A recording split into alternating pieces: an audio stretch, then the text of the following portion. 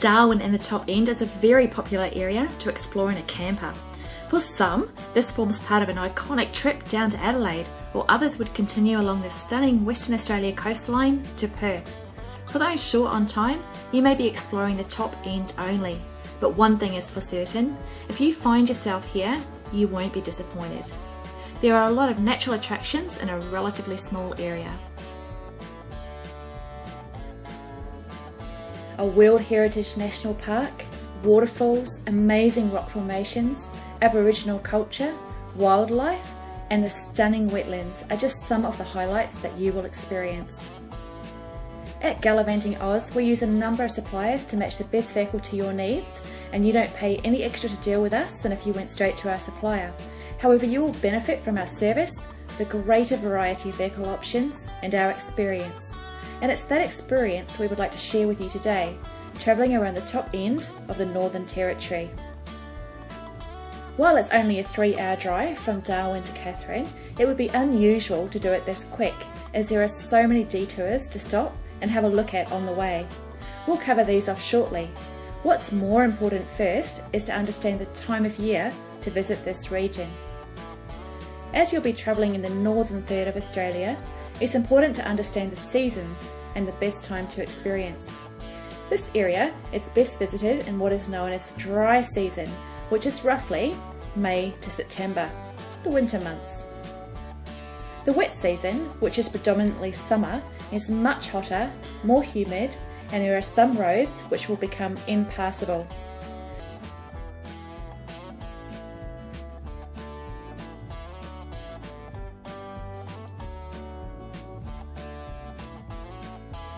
For those exploring this area, we suggest a minimum of 7 days, or longer if you have time available.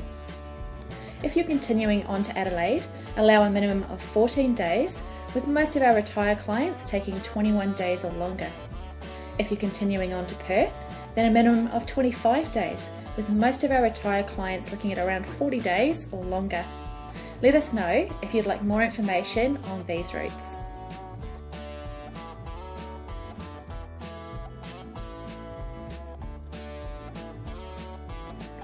You'll find helpful information centres along your route, as well as a variety of different camping options. Darwin can be very busy in the dry season, so great if you can even book a few days ahead to avoid disappointment. Rates for camping can vary from $0 per night to about Australian $45 for a powered site in a more popular location on average. The Camps Australia Wide Guide lets you know the locations of the free and low-cost camps, including national parks. You'll also find some lower cost commercial camps, which are less than Australian $22 for 2 adults for a powered site.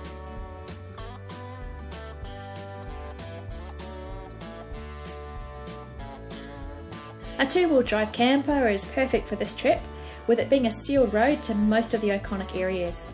For those a little more adventurous, you may consider hiring a 4-wheel drive camper, which will give you greater flexibility along this route, although on the downside, these don't have the convenience of an onboard toilet. There are some 4-wheel drive sections in both the Kakadu and Litchfield National Parks.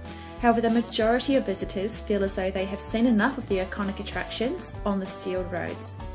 If you are contemplating exploring this area in a 4-wheel drive, you're looking at dry season only. You could also consider an extra trip, something like a helicopter or plane ride, to get a different perspective on this amazing area. The main road, the Stuart Highway, starts in Darwin and heads south to Katherine.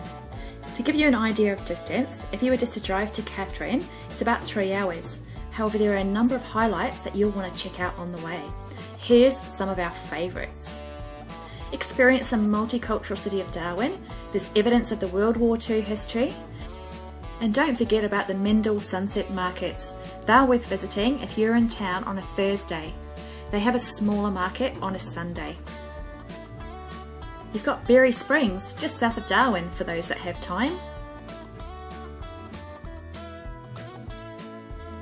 Allow at least 2 days to enjoy the World Heritage listed Kakadu National Park. It's beautiful and lush in some areas, red and rocky in others, rich in scenery and culture. Allow at least 2 days to enjoy.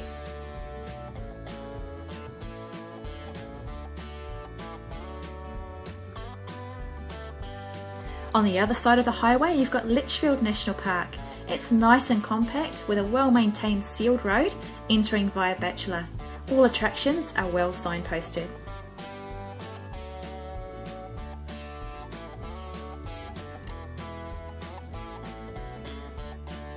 We're often asked about visiting a working cattle station. There's one on the banks of the Adelaide River at Mount Bundy Station.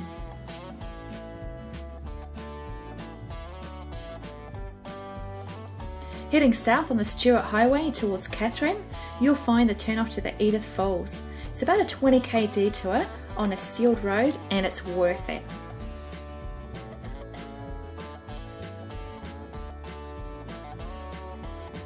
Katherine is a great place to stock up on provisions. Visit the thermal pools in town with a short walk to the source of the springs, and visit the very helpful information centre. Nearby, Katherine Gorge is a well-known icon, and it's in the Nipmuc National Park. It's about a 30-kilometre sealed road from town to a spectacular gorge. There's a variety of boat trips, an information centre, kayaks and walks for those that are more adventurous.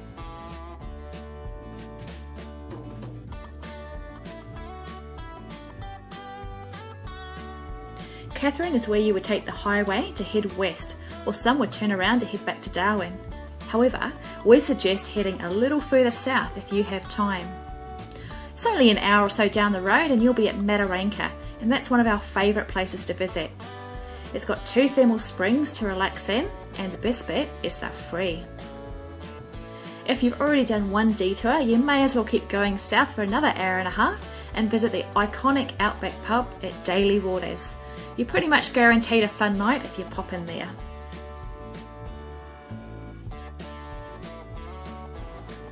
There are crocodiles in the top third of Australia, so you may well be lucky to spot 1 or 2 as you're exploring these areas. A common sense approach to the crocodiles will ensure that there is no reason to be concerned. Areas that have crocodiles are well signposted. This means no swimming or standing in the water to fish for your prized barramundi. Some areas will be open for swimming, like in Litchfield National Park for example, in the dry season. The reason they are open is that when the water levels are low enough, the area is checked for saltwater crocodiles over a period of time. When it's deemed safe, the area is opened.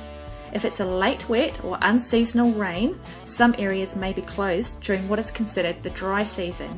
This is for your safety.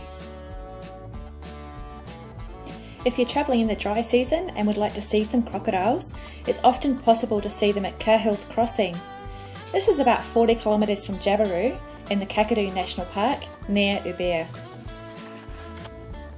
Like many of the attractions in the Northern Territory, it's a totally different experience in the dry season to the wet season.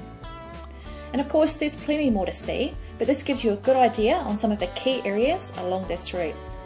We look forward to speaking to you further if you're interested in camper hire in Australia and travelling this iconic route from Darwin and around the top end.